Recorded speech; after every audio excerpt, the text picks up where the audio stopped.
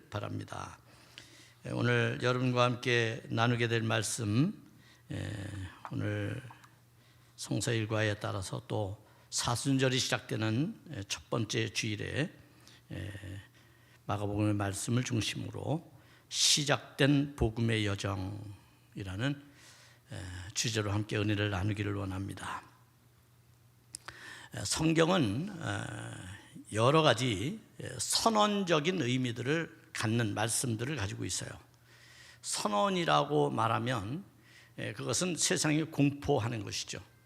내가 갖고 있는 신앙, 내가 무엇을 믿는지, 나의 신앙의 표상, 나의 신앙의 가치를 세상에 드러내고 알리는 것, 그것이 성경에 많이 나오는데, 그중 하나가 성경을 처음에 피면 창세기 1장 1절에 하나님께서 세상을 사랑하셨다, 천지를 창조하셨다라고 하는 선언이 있어요. 자, 이것은 이제 모든 신앙의 가장 시작, 출발이 되는 겁니다. 그래서 우리는 매일같이 창조되는 하나님의 섭리와 은혜 속에 살아가는 거죠. 그런 삶이 여러분에게 기쁨이 되는 겁니다. 구원의 환희가 되는 거죠. 아멘. 그런 은혜들이 바로 그 속에 있는 거예요. 세상을 바라볼 때 그냥 매일같이 똑같이 바라보면 안 되는 거예요. 여러분이 요즘 이제 봄 기운이 피어서 봄에 가장 빨리 피는 꽃들이 요즘 나오고 있어요. 저에게도 어떤 사람들이 공원에 갔다가 산에 갔다가 꽃이 바위 틈을 뚫고 그리고 이렇게 아주 나오면 그걸 찍어서 저에게 보내줘요. 요즘에 그 복수초라고 노란 꽃이 정말 봄에 빨리 피는 꽃이거든요. 그런데 풀숲을 헤치고 노랗게 피어오르는 것을 누가 사진으로 이렇게 보내줬는데 제가 참 좋아하는 꽃이거든요, 여러분. 그 꽃을 여러분도 한번 들에 가서 산에 가서 찾아보시기를 바라요. 그런 것들이 우리의 삶에 기쁨을 주는 겁니다. 하나님의 창조의 숨결을 함께 느끼는 거죠. 하나님 창조하셨으니까 난 마음대로 내 마음대로 살고 아무 생각 없이 살고 이러면 크리스찬이 아닙니다. 크리스찬은 모든 삶의 요소 속에서 하나님의 살아계심을 찾아내야 돼요. 그리고 그 하나님을 찬양할 수 있어야 돼요. 그것이 바로 우리가 하나님께 예배하는 자의 태도라고 얘기할 수 있겠죠. 자, 그런데 오늘 이 마가복음은 우리에게 또 다른 선언을 해주고 계셔요. 그 선언이 마가복음 1장 1절의 말씀입니다. 뭐라고 말합니까? 하나님의 아들 예수 그리스도의 복음의 시작이라, 이렇게 말씀해요. 이것도 선언입니다. 세상에 선언하는 겁니다. 당시 크리스찬들이 우리는 이제부터 예수 그리스도를 중심으로 한 복음의 삶을 살아가겠습니다 라고 선언하는 것이죠. 여러분, 얼마나 대단합니까? 당시 여러분들이 사회적 배경을 알면, 정치적인 배경을 알면, 시대적인 배경을 알면 이렇게 우리가 이 이야기는 이렇게 들어서는 안 돼요. 아무 감동 없이 들어서는 안 돼요. 네? 여러분, 이 말이 세상을 향해서 마치 전쟁을 치를 때 선전포고하죠. 선전포고하는 것과 같아요. 이것은 당시에 보면 이런 말을 쓴다고 하는 것 자체가 정말 두려운 일이에요. 서슬퍼런 로마 권력자 앞에서 우리는 예수 그리스도로 새롭게 시작합니다 라고 말하는 것은, 그것은 그들에게 저항하는 것과 똑같은 거거든요.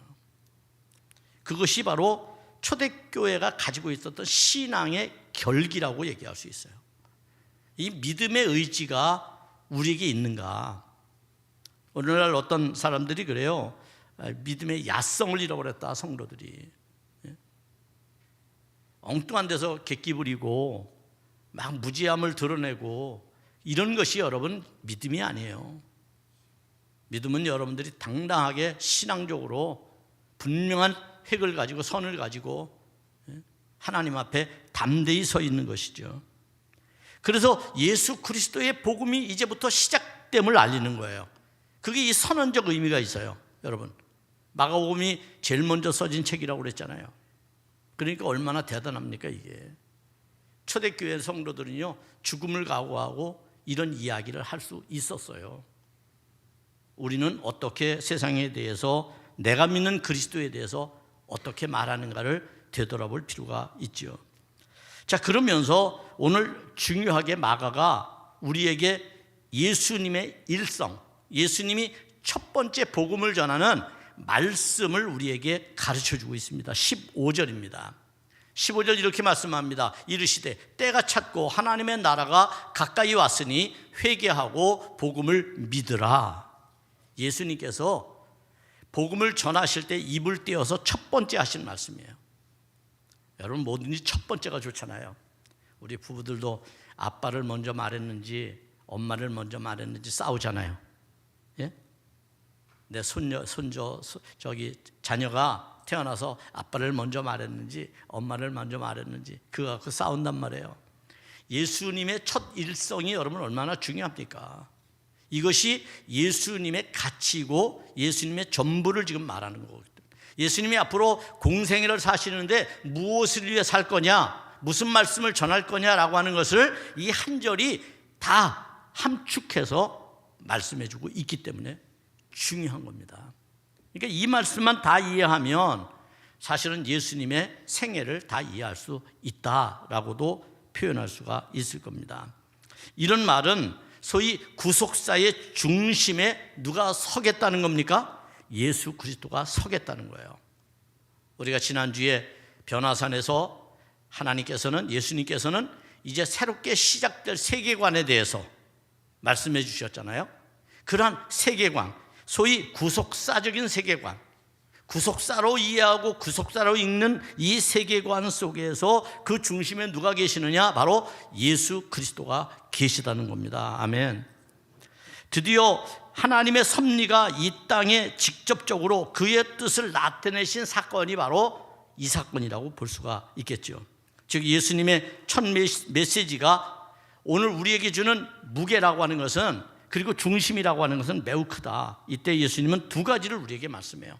회개하라, 그리고 믿으라 라고 하는 동사의 두 가지 말씀을 해주고 있어요. 회개하는 것과 믿는 것은 복음의 시작이며 완성이라는 것입니다. 예수 그리스도를 믿는다고 하는 것, 여러분이 그리스도인이 된다고 하는 것은 회개를 전제하지 않으면 예수를 믿을 수가 없고, 여러분이 구원을 얻는 데 있어서 믿음이 없이는 구원의 완전함을 얻을 수가 없습니다. 그러니까 회개와 믿음은 복음의 시작이고 끝을 말해주는 거다라고 얘기할 수 있고요. 이것이 우리의 신앙의 가장 중요한 토대가 되어야 합니다. 우리는 지난번 새롭게 시작될 교회, 예수님께서 새롭게 세상에 대하여 베드로의 신앙 고백 위에 교회를 세우겠다 말씀하면서 교회가 갖는 두 가지의 중요한 것을 가르쳐 주었죠.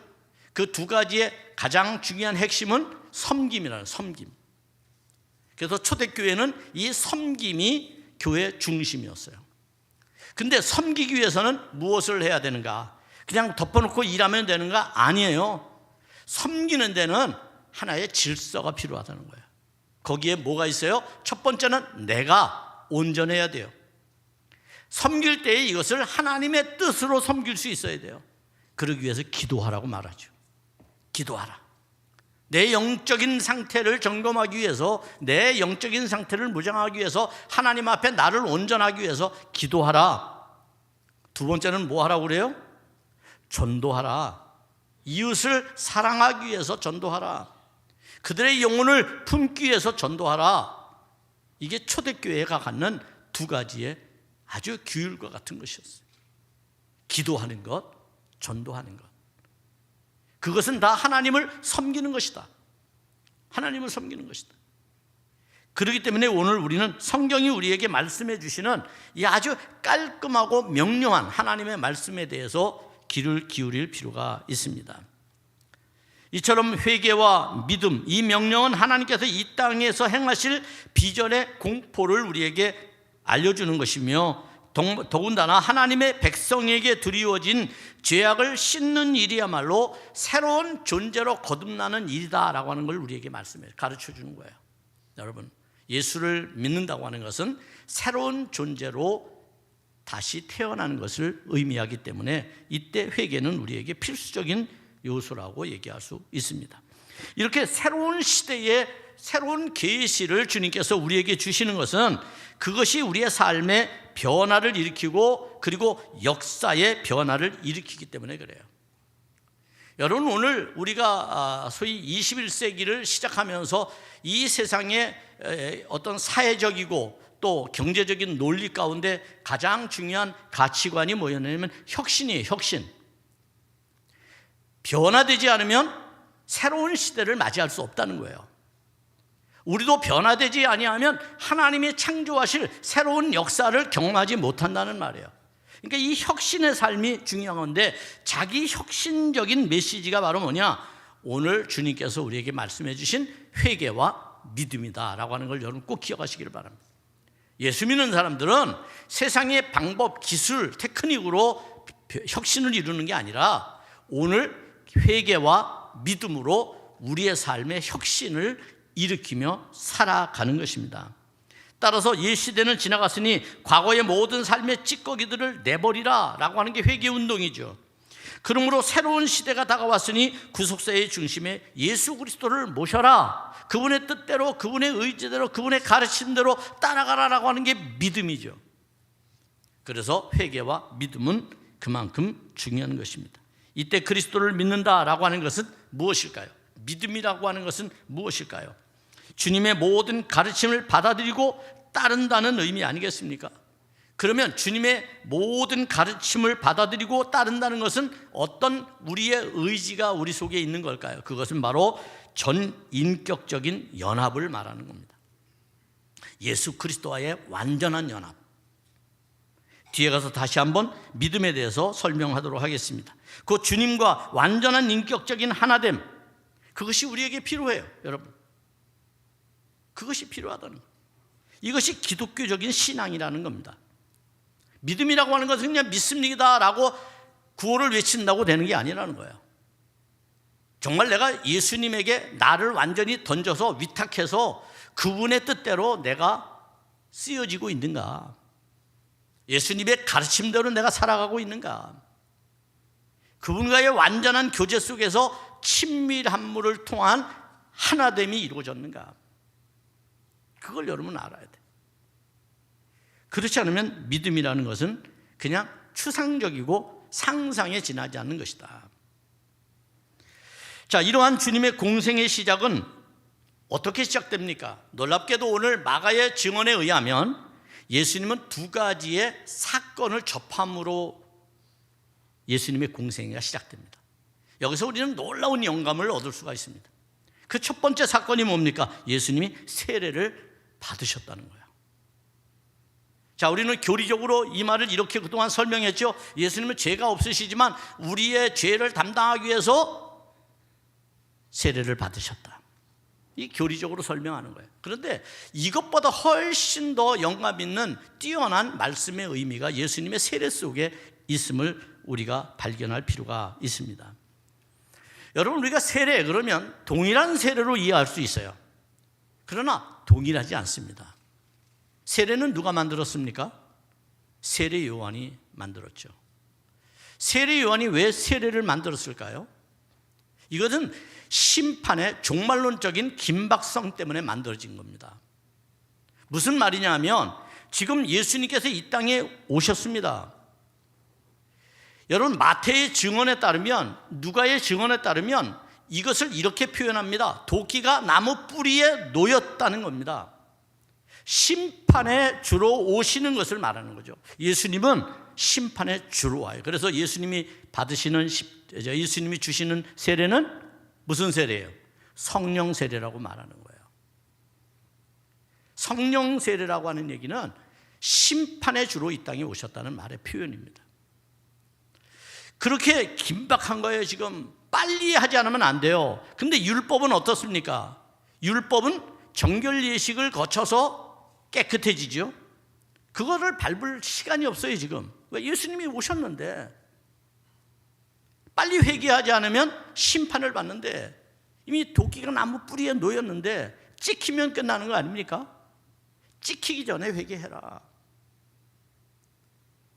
그래서 그 급속한 변화와 급속한 예수 그리스도에 대한 성결성을 우리로 하여금 얻도록 하기 위해서 세례라고 하는 것을 창안하고 만든 거예요. 굉장히 중요한 거죠, 여러분에게. 소위 말하면 율법에서 말하는 여러분 할례를 받으면 그 할례라고 하는 것은 더러운 육체의 표피를 잘라내는 것 아닙니까? 그런데 성경은 그것보다 훨씬 진보하도록 우리를 가르쳐줘요. 구약의 고대시대에 우리의 지식이 짧았을 때는 그렇게 성결함을 표현해 왔지만 진짜 성결함은 어디가 성결해야 되는 거예요? 마음이 성결해야 되는 거죠. 마음이. 기독교는 마음의 종교 아닙니까?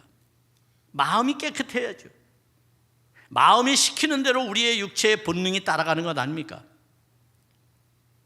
그래서 마음을 깨끗이 하는 것이 진짜 회개다. 마음을 돌이키는 거다. 마음을 변화시키는 거다. 이것을 회개라고 말하는데, 그러면 세례 요한의 세례와 예수님이 받으신 세례, 소위 말하면 세례 요한이 일반 사람들에게 행하는 세례와 예수님이 받으신 세례는 어떤 차이가 있느냐라고 하는 걸 우리가 알 필요가 있어요. 그것은 소위 요단강에서라고 하는 말이 공통으로 사용되어지는 말에서 그 의미를 우리가 더 자세하게 이해할 수가 있습니다. 성경에 보면 세례 요한도 5절에 보니까 요단강에서 세례를 베풀었다 그랬어요. 예수님도 요단강에서 세례를 받았다라고 10절에서 그렇게 9절에서 말씀을 합니다. 그러면 이 5절과 9절에서의 차이는 무언가 동일한가? 이것을 우리가 원어로 보면 동일하지 않습니다. 요단강에서라고 하는 말이 세례 요한이 일반 대중들에게 행하는 세례는 그냥 요단강에서예요. 요단강에서 몸을 씻는 행위였어요. 몸을 씻는 행위. 여러분 몸이 더러워지면 샤워를 하고 씻잖아요. 그런 몸을 씻는 행위를 통해서 내가 하나님 앞에 깨끗하게 되었다고 표현을 한 거죠. 그런데 예수님의 세례의 모습은 요단강에서가 아니라 원어에서는 요단강 속에서 그렇게 말을 해요. 요단강에서와 요단강 속에서는 다릅니다. 왜 다르냐? 어떻게 여러분 다르냐? 이제 이 이야기가 참으로 우리에게 흥미를 갖게 만드는 일이에요. 사실은 오늘 성경이 9절부터 11절까지의 예수님의 세례받는 모습을 표현하고 있는데 10절에서 아주 중요한 이야기를 합니다. 10절에서 여기 뭐라고 말하냐면 물에서 올라올세 이렇게 말하죠. 물에서 올라올세. 이 올라온다라고 하는 얘기를 다른 성경에서는 찢는다, 찢는다 이렇게 말해요. 찢는다. 소위 말하면 가르라, 무엇을 가르다, 물을 가른다, 물을 찢는다 이렇게 말을 합니다. 그러니까 여러분이 이렇게 상상하면 좋을 것 같아요. 예수님이 물 속에서 밖으로 확 솟아 올라오는 겁니다. 자, 이것은 이제 우리가 어떻게 이해를 해야 되냐면 예수님의 하나님의 창조적인 역사를 여러분이 알면 좋아요. 그래서 성경은 한 구절 가지고 설명하는 것이 얼마나 부족한지를 우리가 알아야 돼요. 여러분 한번 창세기 1장 7절을 한번 볼까요? 여기 이렇게 말씀합니다. 하나님이 궁창을 만드사 궁창 아래의 물과 궁창 위의 물을 나뉘게 하시니 그대로 되었다. 나눴다는 거예요. 분리했다는 거예요. 자, 분리했는데 당시 고대 시대의 사람들은 예수님의 이 창조적인 역사를 어떻게 이해했느냐 하면 하늘에도 물이 있고 땅에도 물이 있다고 보는 거예요. 하늘에 물이 있으니까 뭐가 와요? 비가 오잖아요. 고대 시대라는 걸 기억해요, 여러분. 오늘은 그렇게 이해 안 하죠, 그죠? 근데 여러분도 과학을 모르면 그렇게 이해를 할 거예요. 그래서 얼마나 농사 지을 때 비가 좋으면 빈님이라고 그랬잖아요. 빈님이라고. 빈님이 오신다. 하늘만 쳐다보고 살아갈 수밖에 없는 그 시대에 그렇게 했잖아요. 여러분 이 말을 여러분이 오늘 이 10절의 말씀을 10절을 계속 띄워주세요. 거기에 이제 나오는 이야기와 함께 여러분이 이렇게 상상해 보세요. 예수님은 물속에서 물을 가르고 밖으로 나옵니다. 하늘에서는 어떤 일이 벌어져요? 하늘을 가르고 누가 오셔요? 성령이 오셔요. 자, 앞에서 말했어요. 1장 7절에서 땅 아래 궁창과 하늘 위에 궁창이 있어요. 서로 나뉘어졌어요. 그런데 이 나뉘어짐이 예수 그리스도의 세례와 함께 어떻게 되는가요? 하나로 합쳐지게 됩니다. 하나로 합쳐지게 돼요. 물 위에서 예수님이 물을 가르고 문을 찢고 나오는데 하늘을 찢고 성령이 또 내려오셔요. 그래서 땅과 하늘이 하나가 되는 놀라운 은혜가 여기서 나타나요. 소위 하나님께서 예수님의 세례에 개입하시고 또 예수님의 세례를 통해서 무엇인가 우리에게 강력한 메시지를 전해주기를 원하는 것이죠. 그렇게 해서 예수님이 오셨을 때 하늘에서 어떤 소리가 날까요? 여기 11절에서 하늘의 소리가 이렇게 들립니다. 하늘로부터 소리가 나서 나기를 너는 내 사랑하는 아들이라 내가 너를 기뻐하노라. 여러분, 예수님께서 다른 데서는 우리가 지난주에도 변화산에서 하늘에서 소리가 들려서 사실은 예수님을 여전히 불신하고 있는 제자들, 세상, 거기에 하나님 예수 그리스도가 누구인지를 설명해 준 것처럼 오늘 여기서도 마찬가지예요. 당시 유대인들은 예수님을 받아들이지 않았어요. 예수님을 메시아로 인정하지 않았어요. 더군다나 이 성경이 쓰여질 때를 여러분 기억하세요. AD 70년 전으로 써지게 되는데, 그러면 여러분 예수님 승천하시고 40년 있다가 성경이 기록되는 거예요. 그러면 그때 당시에 어떤 배경하에서 이 글을 쓸 수밖에 없었는가를 생각해 보면 이건 정말 놀라운 고백이 아닐 수 없어요. 초대교회의 고백이 아닐 수 없어요. 하나님 앞에서 우리가 갖는 신앙이라고 하는 것이 우리의 삶에서, 지금 21세기를 살아가는 우리의 삶에서 어떻게 고백되어지고 어떻게 예수 그리스도를 우리가 이해해야 되는지를 정확하게 이야기해 주고 있다는 겁니다. 소위 하늘의 계시라는 말은 감춰진 것이 드러나는 걸 계시라고 그러잖아요. 그러니까 성령께서 예수 그리스도의 감춰짐을 세상에 지금 드러내고 있는 겁니다. 그러니까 세례를 왜 받으셨느냐 말한다면 예수 그리스도를 세상에 드러내기 위해서 세례를 받으시는데, 그 받으시는 사건이 창조적인 사건과 연결되어져 있다는 거예요. 예수님께서 이제 세상을 새롭게 창조해 가실 비전의 이야기들을 말하고 있다, 이렇게 말할 수가 있습니다. 뿐만 아니라 우리가 8절에서 보면 이 예수님의 세례에 대한 정의를 마가는 성령의 세례라고 규정하고 있어요. 성령의 세례. 앞에서 성령의 세례에 대해서 여러분에게 제가 말했던 것처럼 심판의 주로 오셨다는 의미입니다. 그리고 성령은 또 다른 의미들이 그 속에 있죠. 오늘 마가는 오늘 10절에서 뭐같이 성령이 왔다 그랬어요? 비둘기같이 왔다고 말했어요. 비둘기는 왜 비둘기라는 표현을 했을까요? 왜 비둘기라는 표현을 했을까요?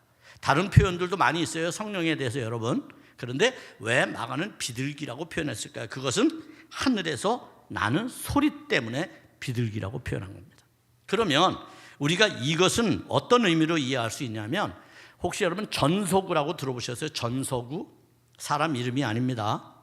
전할 전자, 글서자, 비둘기 구자입니다. 고대 시대에 전쟁을 할 때에 서로 연락을 할 수가 없었잖아요. 그럴 때 새 발목에다가 이렇게 조그만한 대나무 같은 걸 끼워서 통을 만들고 거기다 글씨를 써가지고 넣어서 보내는 거잖아요. 그게 전소구입니다.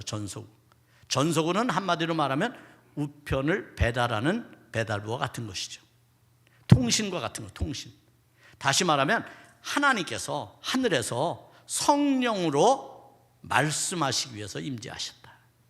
그래서 비둘기같이 임하는 것을 말하고 있다라고 말할 수가 있습니다.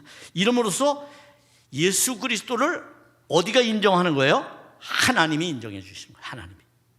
하나님이 고증해 주시는 거예요. 증명해 주시는 거예요. 세상에 예수는 이런 분이야 라고 증명해 주시는 것이죠. 그러므로써 세상에 공포를 하게 되는 겁니다. 자, 이런 일이 있게 되는데 그 다음에 이런 일이 있고 난 다음에 어떤 일을 또 경험하실까요? 예수님이 광야로 성령이 예수님을 데리고 가셔요. 광야에서 시험을 받게 해요. 이것도 참 의문입니다. 왜냐하면 세례보다도 더 의문인 것이, 여러분, 예수님이 시험 받을 필요가 없잖아요. 하나님의 아들이시잖아요. 그죠? 마귀 따위야, 뭐 귀신 따위야. 예수님이 말 한마디면 다 쩔쩔매는 존재들 아니에요. 근데 왜 시험을 받으셔요? 성령이 왜 그 시험을 받게 하실까요? 이것도 사실은 초대교회가 고백하는 이야기를 우리가 들어본다면 이렇게 말할 수 있어요. 예수님이 광야에서 시험을 받는 것은, 이 시험의 중요한 세 가지의 주제는 무엇과 닮아 있느냐 하면, 이 이스라엘 백성들이 애굽에서 나왔던 40년의 광야 생활하고 닮아 있어요. 광야 생활하고 내용이 똑같습니다, 여러분. 내용이 세 가지라고 하는 주제로 함축해 놓아서 그렇지 40년 동안 이스라엘 백성들이 광야에서 시험받은 이야기와 스토리가 똑같아요, 여러분. 자, 이런 이야기들을 우리가 접하면서 알 수 있는 것은, 당시에 예수님을 받아들이지 않는 유대 백성들에게, 유대인들은 구약을 잘 알고 있었잖아요. 유대인들은 율법이나 모세 오경이나 예언서를 잘 알고 있었잖아요. 그러니까 여러분, 그 스토리를 꿰고 있단 말이에요. 근데 예수님이 지금 광야에서 성령이 시험을 테스트를 해서 테스트를 통과시킴으로써 믿지 않는 유대인들이 믿도록 하는 거예요, 세상으로 하여금. 그래서 그들은 예수님이 시험 받으신 세 가지 사실을 제자들에게 들으면서 뭘 떠올리게 되냐면, 우리 조상들이 출애굽할 때 광야에서 40년 시험을 받았어. 그런데 우리 조상들은 시험에 통과했어요, 못했어요? 통과 못했어요. 그런데 예수님은 통과했어요. 예수님은. 이것이 그들에게 비교로 예수님의 우월성을 알게 하시는 사건이라고 말할 수 있습니다. 그렇게 이스라엘 백성들은 광야에 와서 제일 고통받는 것이 배고픔이었어요. 예수님 배고팠죠. 섬기라고 말하죠. 제자들은 뭘 섬겼어요? 금송아지를 섬겼어요, 여러분. 금송아지를 섬겼어요. 높은 산에 예수님 올라가셨어요. 모세는 올라갔어요. 그러나 여러분, 돌판은 깨트려졌어요. 오늘 우리가 이와 같은 사실들에 대해서 잘 이해를 종합적으로 하게 될 때, 단편적으로만 하지 마시고요, 종합적으로 하게 될 때 예수님의 시험 받으신 사건은 이스라엘이 40년 광야 생활하고 닮아 있다는 겁니다. 자, 그런데 오늘 더군다나 이 본문에는 비밀이 하나 감춰져 있어요. 그 비밀은 어떤 거냐 하면 바로 13절의 말씀이에요. 13절에. 자, 성령이 예수님을 광야로 더군다나 몰아내셨다 그랬어요. 여기는 아주 적극적으로 몰아내셨어요. 근데 광야에서 어떻게 하셔요? 광야에서 40일을 계시면서 사탄에게 시험을 받으시며 들짐승과 함께 계시니 천사들이 수종들었다 그랬어요. 여기 들짐승과 함께 계셨다라고 하는 이 말이 우리에게는 좀 더 충격적입니다. 그냥 일반적으로 여러분이 그동안 들어온 이야기로는 광야는 들짐승이 들끓는 곳이야. 언제 내가 물려 죽일지도 모르고 위협을 받을지도 모르고 이런 상황 속에 주님이 놓였다고, 고난에 중한 그런 상황 속에 놓였다고 우리가 그렇게 들어왔어요. 그러나 이것은 이제 또 다른 방법이고요. 또 다른 해석은 어떤 거냐 하면 이런 해석이 있어요. 이 들짐승과 함께 있었다라고 하는 사실을 통해서 이제 곧 예수님께서 펼치실 복음의 나라가, 하나님의 나라가 어떤 것인지를 우리에게 설명합니다.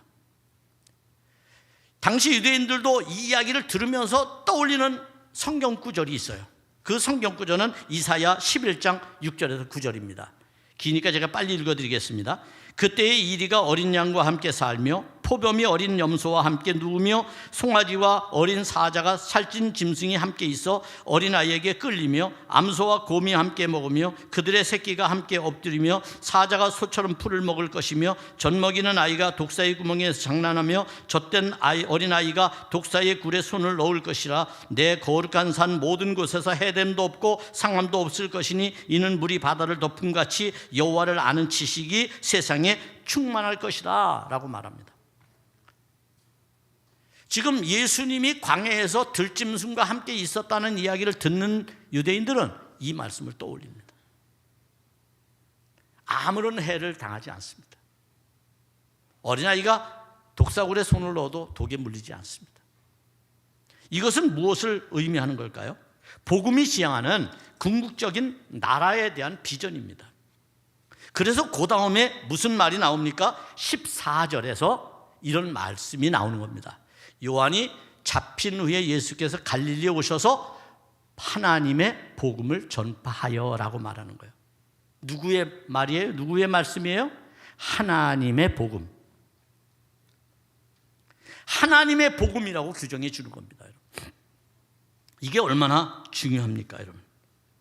오늘 우리가 이 세상에 살면서 앞에서 말했던 것처럼 회개가 왜 필요합니까?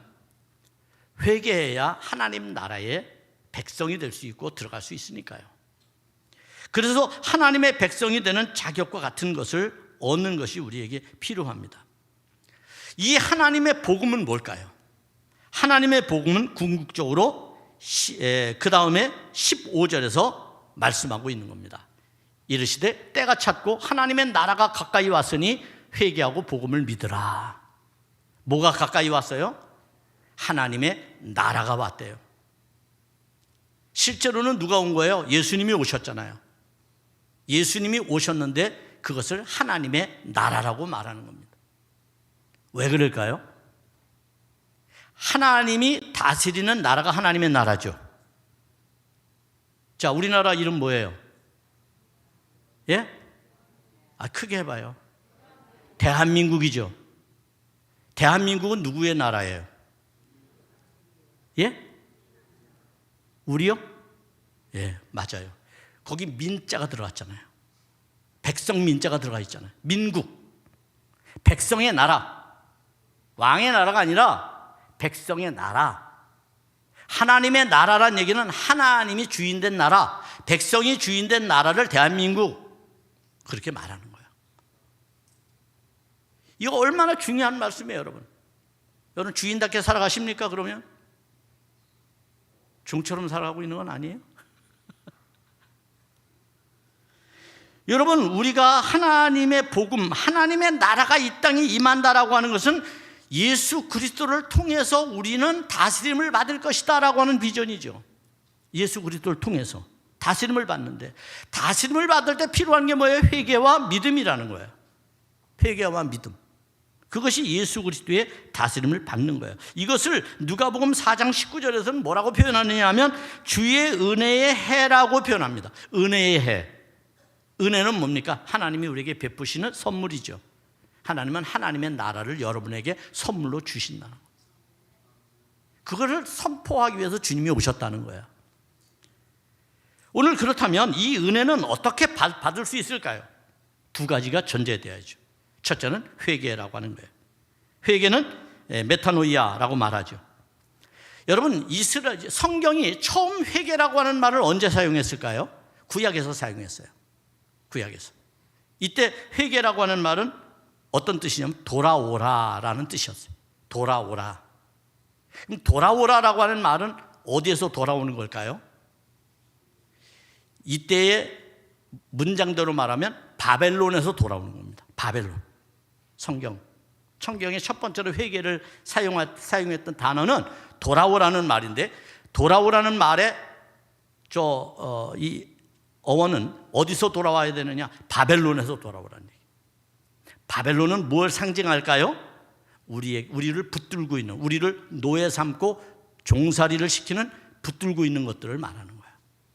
그러니까 하나님이 우리의 주인이 아니라 엉뚱한 게 주인이 돼서 주인의 행세를 하고 있는 거예요. 내 마음에서, 내 육체를, 내 정신을, 내 가치관을, 그걸 말하는 거예요.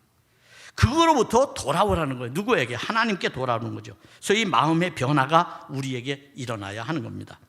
죄를 짓거나 죄에 속해 있다고 하는 전제 속에서 떠나라는 겁니다. 그것이 바로 회개라는 것이죠. 그렇다면 회개는 무엇일까요? 하나님의 은혜를 거부하는 것이 죄입니다. 죄는 무엇일까요? 하나님의 은혜를 거부하는 거죠. 소위 구원이 자기의 의로, 율법으로 이룰 수 있다고 생각했던 당시의 사람들, 그 사람들이 예수 그리스도를 거부하고 믿지 않는 것에 대하여 그 교만함을 버리고 거짓됨을 버리고 예수님께로 돌아오라는 겁니다. 소위 진리에 속한 것이 바로 회개의 행위다. 진리에 속한 것. 악에서 떠나서, 거짓 가르침에서 떠나서 진리에 속하는 것. 예수의 가르침을 받는 것이죠. 믿음은 무엇일까요? 믿음은 피스투오라고 말하는데요, 헬라어로. 이것은 신뢰하는 단계를 벗어나는 거예요. 신뢰라고 하는 건 어떤 거예요? 분리된 상태에서 신뢰할 수 있죠. 저도 여러분 믿습니다. 여러분은 뭐 저를 믿는지 안 믿는지 제가 잘 모르겠지만, 그러니까 이게 믿음이라는 건 분리된 상태에서 신뢰라고 하는 관계가, 친구 관계가 신뢰 관계잖아요. 관계가 형성되잖아요. 근데 성경에서 말하는 믿음이 이 신뢰를 말하는 걸까요? 그걸 뛰어넘는 거예요. 그걸 초월해요. 어떤 상태냐면, 신뢰라고 하는 것, 이 믿음이라고 하는 것은 완전하고도 대등한 위치에서 인격적으로 사귀는 거예요. 인격적으로. 그래서 하나 되는 상태를 유지하는 거죠. 여러분, 부부관계를 성경에서 규정하는 이 관계가 굉장히 중요한 거예요. 부부가 둘이 하나가 됐다라고 하는 말은 성경의 이치, 복음의 이치, 믿음의 이치가 무엇인지를 우리에게 아주 극명하게 설명해 주는 겁니다. 부부는 완전히 서로를 의탁하는 거예요. 속을 다 들여다보고 서로 아는 거예요. 친밀한 교제 속에 있는 거죠. 그 상태가 유지될 때만 부부의 관계예요. 조금이라도 거기에서 이탈하면 부부는 아내 이혼을 하는 거예요. 상태가. 그러니까 하나님과 우리와의 관계가 어떤 상태가 되어야 되느냐면, 완전한 친밀한 교제 속에서 완전히 예수님에게 나를 의탁시킨 관계, 그 관계를 믿음이라고 그러는 거예요. 그냥 적당히 거리 두고 믿는 거 아니에요. 관념적 신앙이라는 거는 어떤 거냐 하면, 여기 강단에다가 예수님 모셔놓고 와서 예배드리고, 예수님 잘 계세요, 다음 주에 또 올게요, 그리고 가는 게 아니에요. 우리는 1000년의 불교와 500년의 유교 문화 속에서 종교라고 하는 것을 잘못 배웠어요. 그러다 보니 종교가 영향력이 떨어진 거예요, 현재 사회에서. 왜 그러냐 하면 관념적 신앙을 갖고 있기 때문이에요. 절에 가보세요. 부처를 앞에 모셔놨죠? 그리고 떠나가면 부처는 자기들 삶에 없어요. 근데 기독교인들 그렇게 많이 산다면 우리는 하나님을 죽은 하나님으로 섬기고 있는 거예요. 하나님은 살아계시죠? 인격적이죠? 여러분과 함께 계신단 말이에요. 우리의 삶의 자리에 있단 말이에요. 그런 하나님과의 깊은 교제가 끈끈하고 매일 친밀하게 이루어져야 돼요. 친밀하게 하나님과. 네? 그래서 성경은 우리에게 이 관계를 이렇게 설명해요. 이게 가장 완전한 관계입니다. 요한복음 14장 20절입니다. 한번 같이 읽어볼까요? 시작. 그날에는 내가 아버지 안에, 너희가 내 안에, 내가 너희 안에 있는 것을 너희가 알리라. 아멘. 이게 완전한 관계예요. 하나님과 여러분이 신앙을 가지고 있다면, 믿음의 관계라면 이런 관계가 돼야 됩니다. 그런 관계를 통해서만이 우리에게 구원의 기쁨이, 하나님의 나라가, 천국이라고 하는 것이 임할 수 있습니다. 그런 믿음의 은혜들이 여러분 안에 늘 충만해지기를 주님의 이름으로 축복합니다.